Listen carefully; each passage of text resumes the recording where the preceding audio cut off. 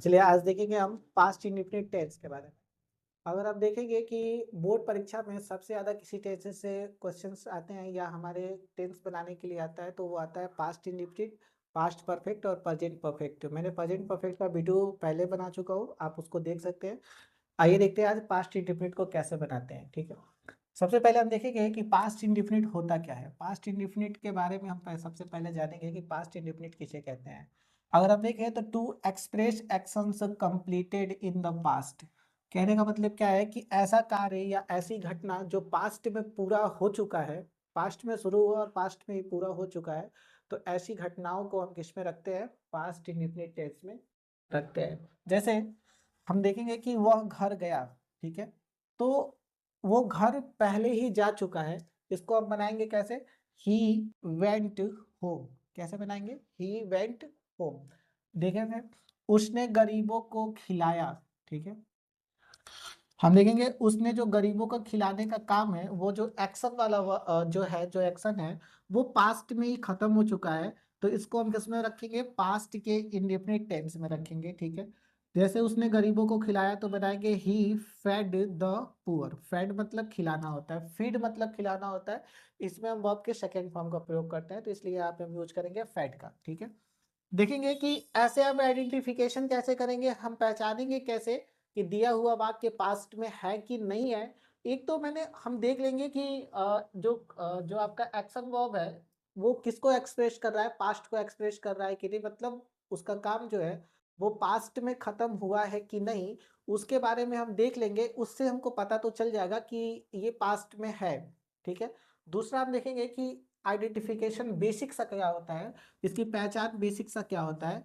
तो वाक्य के अंत में या तो था, थे, थी होगा, ठीक है, था, थी, थे होगा, या फिर या, ई, ये होगा। ठीक है ना, इनके साथ ता, ठीक है ना, आ सकता है, मतलब लास्ट में ता, ते, ती भी हो सकता है, ता, ते, ती के साथ था, थी, थे हो सकता है, या फिर सीधा सीधा या, ई, ए में से कोई एक आया होगा। ये रहा हिंदी का पहचान। अगर एक वाक्य आपको ऑलरेडी हिंदी में ही दिया है तो हम इसको पहचान सकते हैं इस वाक्य से कि पास्ट इंडेफिनिट है कि नहीं है। लेकिन अगर हम बात करेंगे कि अगर आपका वाक्य किस में दिया हो, ऑलरेडी इंग्लिश में दिया हो, फिर उसको हम कैसे पहचानेंगे कि ये पास्ट इंडेफिनिट में है कि नहीं। तो इसको लिए देखेंगे, अगर वाक्य में एगो आया है, स्टरडे आया है, लास्ट नाइट आया है, लास्ट वीक आया है, लास्ट ईयर आया है, इनमें से कोई सा भी शब्द आया है तो हम इसको मान लेंगे कि किसमें है, पास्ट इंडेफिनिट में है।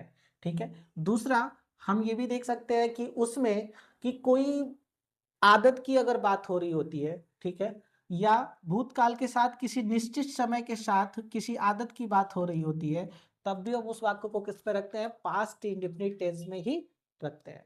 बनाने का तरीका क्या होता है, सबसे पहले हम ट्रांसलेट कैसे करेंगे, अगर हम बात करें तो देखेंगे सबसे पहले हम सब्जेक्ट को रखते हैं, फिर वी टू यानी कि वर्ब के सेकेंड फॉर्म, वर्ब के फॉर्म यानी वर्ब के दूसरे नंबर का जो सेकेंड फॉर्म होता है, ठीक है ना, उसको रखते हैं हम।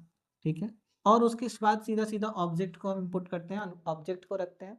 बहुत सिंपल स्ट्रक्चर होता है, पूरी 12 सेंटेंस में सबसे आसान सेंटेंस होता है पास्ट इंडेफिनिट टेंस। इसमें ज़्यादा स्ट्रक्चर्स भी नहीं होते हैं, सीधा सीधा हमको क्या रखना है, सब्जेक्ट ढूंढना है, फिर बी टू लगाना है, जो भी वर्ब दिया है, जो भी एक्शंस के बारे में बात हो रही है उस एक्शंस का सेकेंड फॉर्म लगाना है और सीधा सीधा ऑब्जेक्ट लगा देना है। दूसरा हम देखेंगे कि अगर निगेटिव में वाक्य आपका आएगा, निगेटिव में, तो ठीक है, हम क्या कर देंगे, सब्जेक्ट, ठीक है, प्लस डिड प्लस नॉट, ठीक है, प्लस वर्ब का फर्स्ट फॉर्म प्लस ऑब्जेक्ट। ठीक है, इस वाले स्ट्रक्चर पे हम रख देंगे अगर वाक्य आपका निगेटिव में आया है तब। अगर इंट्रोगेटिव में आया है तो हमको एक बेसिक सा चेंज करना होता है। क्या करना होता है, डिड को बस हम बाहर कर देते हैं, मतलब सब्जेक्ट से पहले डिड को कर देते हैं, फिर लगाते हैं सब्जेक्ट को और फिर लगाते हैं, अगर नॉट आया है तो नॉट का यूज करेंगे, उसके बाद वर्ब का फर्स्ट फॉर्म प्लस ऑब्जेक्ट। ठीक है, देखिए जब भी हम डिड का प्रयोग कर देंगे किसी भी स्ट्रक्चर में, अगर डिड का प्रयोग कर देते हैं तो हम हमेशा वर्ब के बेस फॉर्म का प्रयोग करेंगे, वर्ब के फर्स्ट फॉर्म का प्रयोग करेंगे। क्यों, क्योंकि डिड भी ऑलरेडी एक हेल्पिंग वर्ब डू का सेकेंड फॉर्म होता है, इसलिए हम इसका प्रयोग दोबारा से वर्ब का सेकेंड फॉर्म का प्रयोग नहीं करते हैं। दूसरा इसमें अगर हम देखेंगे कि ध्यान देने योग्य जो कॉमन सी बातें होती हैं कि अगर वाक्य निगेटिव में होगा, ठीक है, तो हमेशा वर्ब का सेकंड फॉर्म, सॉरी वर्ब का फर्स्ट फॉर्म, और वाक्य अगर डिड में लगा हुआ है तब भी वर्ब का फर्स्ट फॉर्म। ये केयर टेकिंग वाली बात होती है। आइए देखते हैं वाक्य में। देखिए पहला वाक्य जो सबसे बड़ा देखते हैं कि भारत का संविधान 26 जनवरी 1950 को लागू हुआ, ठीक है। तो हम देखेंगे कि इसको बनाएंगे कैसे। सबसे पहला जो है भारत का संविधान, ठीक है, यही आपका क्या है, आपका ये सब्जेक्ट है, क्या है, सब्जेक्ट, ठीक है। तो इसको हमने सब्जेक्ट के रूप में रख दिया द कॉन्स्टिट्यूशन ऑफ इंडिया, ठीक है, ये आपका क्या हो गया, सब्जेक्ट। देखिए सबसे पहले हमको क्या रखना है, सब्जेक्ट, हमने सब्जेक्ट रख दिया। उसके बाद हमको क्या चाहिए, V2 चाहिए, यानी कि वर्ब क्या है। तो देखेंगे कि इसमें वर्ब है कि लागू हुआ, ठीक है, ये वर्ब है। तो देखेंगे केम इनटू, ठीक है ना, कम मतलब आना से होता है, बट किसी चीज को रूल रेगुलेशन में लाने के लिए भी हम कम का प्रयोग करते हैं। तो वर्ब के सेकंड फॉर्म, कम का सेकंड फॉर्म क्या होता है, केम, ठीक है। तो यहाँ पे हमने V2 लगा दिया। उसके बाद सर ने क्या रखना है, ऑब्जेक्ट। ऑब्जेक्ट जो भी रहेगा हम पूरा पूरा उसको क्या कर देंगे, पुट कर देंगे। तो ऑब्जेक्ट क्या है, 26, ऑब्जेक्ट नहीं है, कॉम्प्लीमेंट है, हमने इसको क्या कर देना है, रख देना है, ठीक है। तो क्या हो जाएगा, कम इंटू फोर्स, मतलब नियम में आया ऑन 26 जनवरी 1915, ठीक है। दूसरा हम देखेंगे कि मैंने 1980 में DDU से MA किया, ठीक है। देखेंगे लास्ट में या ई आ रहा है, यहाँ पे आ आया है, ठीक है ना, यहाँ पे भी या आया है, यहाँ पे भी आया है, इन तीनों में भी ये वाक्य आ रहे हैं, ठीक है। कैसे बताएंगे, यहाँ हम देखेंगे आई डिड MA। देखिए हम देखेंगे कि वर्ब का सेकेंड फॉर्म भी यहाँ पे यूज हुआ है। ऐसा नहीं है कि ये इंट्रोगेटिव का वाक्य है या फिर इंट्रोगेटिव का वाक्य है तो हम डिड के जगह पे डू कर देंगे, ऐसा बिल्कुल भी नहीं है। ये सिंपल वाक्य है, मतलब अफर्मेटिव का वाक्य है, इसलिए हम यहाँ पे डिड ही रखेंगे। I did MA in 1980 from DDU, ठीक है।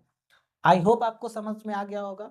अभी मैं आपको कुछ क्वेश्चंस भी दे रहा हूँ, ठीक है। इसके साथ आप इन क्वेश्चंस को हल करिए, और आपको अगर नहीं समझ में आ रहा है फिर से कमेंट करिए, आपको बहुत आसानी से सिखाया जाएगा। धन्यवाद। क्वेश्चन ताली बचा